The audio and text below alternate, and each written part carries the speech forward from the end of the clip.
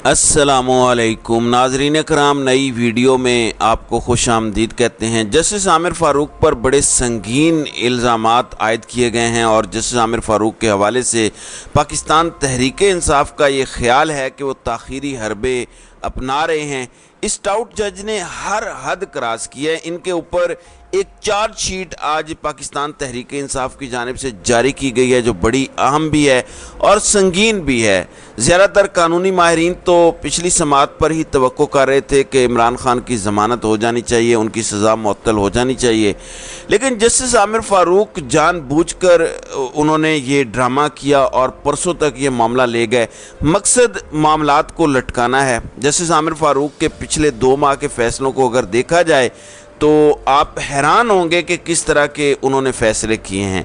अब चंद घंटों के अंदर एक क्विक एक्शन होता दिखाई दे रहा है और यूँ लग रहा है कि अब जस्टिस आमिर फ़ारूक और पाकिस्तान तहरीक इंसाफ के दरमियान एक नया मैच पड़ने वाला है। पाकिस्तान तहरीक इंसाफ की कोर कमेटी ने बाकायदा एक एलामिया जारी किया है। मैं उस एलामिया की तफसीलात भी आपके सामने रखूँगा। सबसे पहले तो पाकिस्तान तहरीक इंसाफ ने इमरान खान के मुकदमे की समाअत जुमेरात तक मुलतवी करने की शदीद मज़म्मत की। उसके बाद जस्टिस आमिर फ़ारूक से ये मुतालबा किया गया कि वो इमरान खान की ज़मानत और पटिशन से ख़ुद को अलग कर लें। ना सिर्फ ख़ुद को अलग करें बल्कि किसी और बेंच के सामने इस केस को रेफ़र कर दें। मैं ज़रा वो अल्फाज पढ़ देता हूँ पाकिस्तान तहरीक इंसाफ के एलामिया के, आपको इससे सूरत हाल का काफ़ी बेहतर अंदाज़ा होगा। वो कहते हैं कि chief justice Islamabad high court ने कानून और इंसाफ को महज एक मजाक और अदालत को तमाशा बना दिया है। उन्होंने कहा कि मुजरमों का सहूलतकार और तअस्सुब से मगलूब शख्स चीफ जस्टिस के मनसब पर बैठने का अहल है, न उसे फराहमी इंसाफ की हसास तरीन जिम्मेदारी सौंपी जा सकती है। इससे आगे बड़े सख्त अल्फाज इस्तेमाल किए हैं कि पेशा वाराना दयानत और अखलाक से महरूम शख्स ने अपनी अदालत को इंसाफ की कुर्बानगाह और सियासी इंजीनियरिंग करने वालों का अड्डा बना दिया है।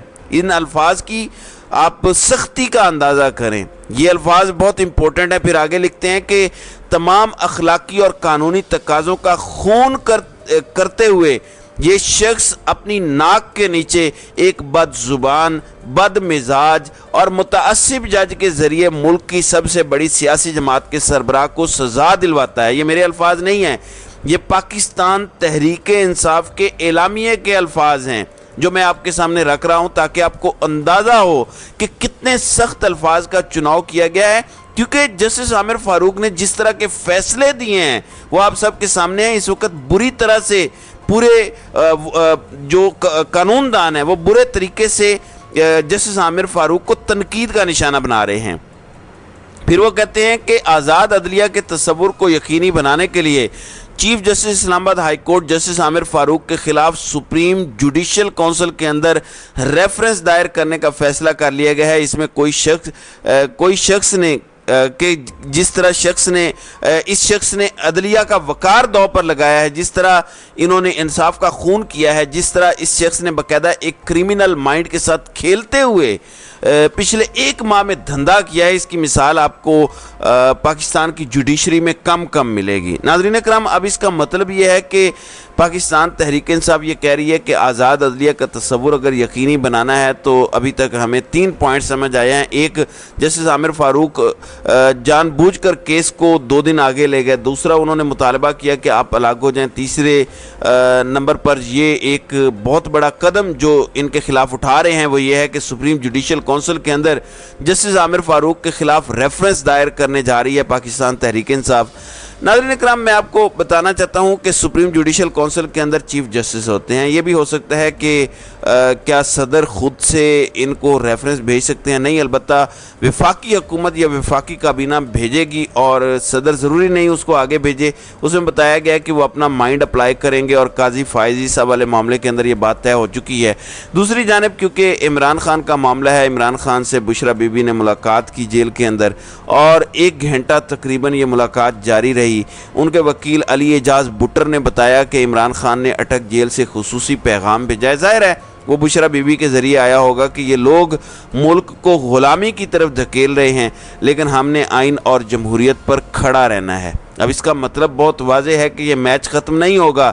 تحریک انصاف کو اندازہ ہے، تحریک انصاف کی کور کمیٹی نے کل یہ کہا تھا کہ نہ صرف عمران خان بلکہ باقی جتنے لوگ ہیں جو اس وقت اسیر ہیں، ان سب کی رہائی کے لیے پاکستان تحریک انصاف حکمت عملی اپنائے گی۔ عمران خان نے اس پیغام میں طاقتوروں کی سوچ کو جوتے کی نوک پہ رکھا ہے اور بتا دیا ہے کہ ان کے مظالم کے آگے وہ کبھی سرنڈر نہیں کریں گے۔ ناظرین اکرام، اب آتے ہیں اس بات پر کہ صدر عارف علوی جنہوں نے ڈنڈا چلانا شروع کر دیا ہے، اس کی مثال لاہور ہائی کورٹ سے آئی، اور لاہور ہائی کورٹ سے جہاں پہ نئی حلقہ بندیوں کے نوٹیفیکیشن کے حوالے سے کیس کی سماعت تھی، تو وہاں پر عدالت نے درخواست گزار سے ایک سوال پوچھا، اور وہ سوال خود سے ایک نئی حکمت عملی بتا رہا ہے۔ عدالت نے پوچھا کہ صدر نے الیکشن کی تاریخ اب تک کیوں نہیں دی، تو جسٹس عابد عزیز شیخ نے کہا کہ اگر صدر 90 دن میں الیکشن کی تاریخ دے دیتے تو صورتحال مختلف ہوتی۔ جسٹس عابد عزیز نے یہ پوچھا کہ کیا کوئی ایسا نقطہ ہے کہ الیکشن کمیشن تاریخ دے سکتا ہے، تو الیکشن کمیشن کے وکیل نے کہا کہ آئینی طور پہ صدر الیکشن کمیشن کو کوئی ہدایت نہیں کر سکتا، محض تاریخ دے سکتا ہے۔ اس حوالے سے جسٹس عابد عزیز شیخ نے کہا کہ صدر کی آئینی ذمہ داری ہے کہ الیکشن کی تاریخ دے، مگر سوال یہ ہے کہ ہمارے پاس الیکشن کی تاریخ نہیں ہے۔ اب اس کا مطلب یہ ہے کہ یہ ڈیبیٹ کی تاریخ کون دے گا، ابھی صدر کے پاس یہ اختیار ہے، اور یہ لاہور ہائی کورٹ کے جسٹس صاحب بول کے بتا رہے ہیں، تو معاملہ یہاں پہ اینڈ نہیں ہوگا۔ صدر صاحب بھرپور طریقے سے لڑ رہے ہیں، کل بھی ان کی باڈی لینگویج بہترین تھی، آج بھی وہ ملے ایوان صدر سے جو فوٹیجز جاری ہوئی ہیں، تو صدر صاحب نے آج ایک اور قدم اٹھایا ہے اور محمد ابراہیم کو chief justice Peshawar high court تعینات کیا ہے، کیونکہ مسرت ہلالی سپریم کورٹ چلی گئی ہیں تو ان کی جگہ پر ایک نئے جج کی منظوری ہونی تھی۔ پھر ناظرین اکرام، ایک اور دلچسپ بات یہ ہے، چونکہ صدر نے کل اپنے سیکرٹری وقار احمد کو ہٹا دیا، اور وقار احمد کے حوالے سے انہوں نے رات کو خط لکھا، انہوں نے کہا کہ اگر ایف آئی اے عدالت یا کوئی بھی جگہ اس حوالے سے مجھے بلائے گی تو میں اپنی بے گناہی ثابت کرنے کے لیے تیار ہوں۔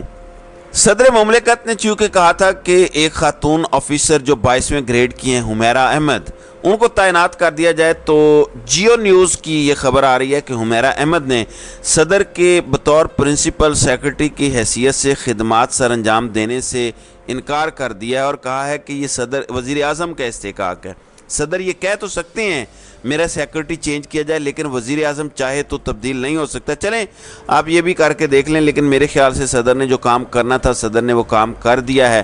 اب آپ بیٹھے چھنکنا بجاتے رہیں، کوئی فرق نہیں پڑے گا۔ اب ایک اور خبر میں آپ کو بتاتا ہوں، اگر وہ معاملہ ہو گیا تو پھر کام آگے چلے گا۔ آپ جانتے ہیں کہ صدر وفاق کی سطح پر ہوتا ہے، صوبوں کی سطح پر گورنرز ہوتے ہیں۔ اب میرے پاس جو خبر آ رہی ہے اس کا ہم تھوڑا ویٹ کریں گے، لیکن خبر آ گئی ہے تو ہم آپ سے وہ شیئر کر رہے ہیں۔ آپ جانتے ہیں کہ کے پی کے میں جو گورنر ہیں غلام علی، ان کا تعلق فضل الرحمان اور ان کی جماعت کے ساتھ ہے، وہ ان کے سمدھی اور رشتہ دار ہیں، تو خبر یہ ہے کہ ان کی تبدیلی کا امکان ہے۔ اگر ان کو بھی صدر نے تبدیل کر دیا تو پھر آپ سمجھ لیجئے کہ یہ کام تو ہوتا ہوا دکھائی دے رہا ہے۔ اب عمران خان کی ٹیم بھرپور طریقے سے اس حوالے سے ہمیں دکھائی دے رہی ہے۔ اندازہ کریں کہ خوف اور ڈر کتنا ہے۔ عمران خان جیل کے اندر ہیں، پہلے تو دفعہ 144 کی سمجھ آتی تھی کہ عمران خان کے جل سے ریلیاں ان کو روکا جائے، اب وہ جیل کے اندر ہیں، لیکن آج اچانک سے بتایا گیا جناب عامر میر کے آفیشیل ٹویٹر ہینڈل سے کہ پنجاب کے اندر ایک بار پھر دفعہ 144 نافذ کر دی گئی ہے، اور نومبر تک 3 مہینوں کے لیے یہ نافذ ہے۔ پھر بعد میں اس کو ختم کیا گیا اور کہا گیا نہیں، وہ جو آرڈیننس ہے اس کو دوبارہ سے، اس میں جو ڈی سی ہے اس کو 7 دن کے لیے دفعہ 144 نافذ کرنے کے اختیارات دے دیے گئے ہیں۔ تو صورتحال گراؤنڈ پر کیا ہے میں آپ کو ساتھ ساتھ اپڈیٹ کر رہا ہوں۔ ناظرین اکرام، کل جب ڈالر کلوز ہوا تو ڈالر 299 روپے پر بند ہوا، یہ سرکاری ریٹ ہے اور یہ پاکستان کی تاریخ کا ہائیسٹ ریٹ ہے۔ دوسری جانب 310 روپے پہ بند ہوا انٹرا مارکیٹ کے اندر، تو آپ اس سے اندازہ لگا لیجئے کہ سچویشن کیا ہے، جبکہ نگران وزیر اعظم جو ہیں وہ کہتے ہیں کہ گزشتہ حکومت کی پالیسیوں کو جاری رکھیں گے۔ اس کا مطلب یہ ہے کہ عوام کا تیل آپ نکلوانا چاہتے ہیں۔ ویسے پچھلی حکومت کی پالیسیاں تھیں کون سی جن کو آپ جاری رکھنا چاہتے ہیں؟ یہی کہ آپ اپنے مخالفین کو جیلوں میں ڈالنا ہے، لوگوں کو سانس تک نہیں لینے دینا، انسانی حقوق کی دھجیاں اڑانی ہیں۔ چلیں آپ یہ بھی کر کے دیکھ لیجئے، اگر وہ زیادہ دیر نہیں نکال سکے اور آج ان کا عوام میں یہ حال ہے تو آپ کے پیچھے طاقت کی سپورٹ تو ہو سکتی ہے، عوام کی تو کوئی سپورٹ نہیں ہے۔ تو میرے خیال سے مجھے نہیں معلوم کہ وہ کن پروجیکٹس کی بات کر رہے ہیں جن کی بنیاد پر پاکستان اتنی بڑی اکانومی بن گیا ہے کہ ہمیں آئی ایم ایف کے پروگرام کی ضرورت نہیں رہی، ہمیں دوست ممالک سے پیسوں کی ضرورت نہیں رہی۔ وہ کون سی پالیسیز ہیں جن کی وہ بات کر رہے ہیں؟ پھر ایک اور خبر میں آپ سے شیئر کرنا چاہوں گا اور وہ ہے والیوم 10 سے متعلق، کیونکہ بہت شور مچتا ہے کہ والیوم 10 میں شریف خاندان سے متعلق بہت ساری باتیں ہیں۔ اب شریف خاندان کے کیا کہنے، جس طرح کل مریم نواز کو ریلیف ملا نیب ترامیم کے ذریعے، لیکن وہ بظاہر یہی کہیں گی کہ ہم بڑے احتساب سے گزرے۔ اب والیوم 10 سے متعلق درخواست واپس لینے کی بنیاد پر وہ درخواست بھی نپٹا دی گئی ہے، اس کا مطلب ہے کہ مزید ڈیٹیلز اب باہر نہیں آئیں گی۔ اسی طرح ایمان مظہری کی درخواست ضمانت منظور ہو گئی ہے، الزام ان کے اوپر بھی وہی ہے، سابق رکن اسمبلی علی وزیر پر بھی وہی ہے، لیکن ایمان مظہری کی ضمانت منظور ہو گئی ہے، جبکہ سابق رکن اسمبلی علی وزیر کو جوڈیشل ریمانڈ پر جیل بھیج دیا گیا ہے۔ اس کا مطلب بہت سادہ ہے کہ الزام ایک ہو سکتا ہے، لیکن ضروری یہ نہیں ہے کہ آپ کے ساتھ ٹریٹمنٹ بھی ایک جیسا ہی ہو۔ تو ناظرین اکرام، آپ کی اس ویڈیو کے حوالے سے کیا رائے ہے؟ آپ اپنی رائے کا اظہار کامنٹ سیکشن میں ضرور کیجیے گا۔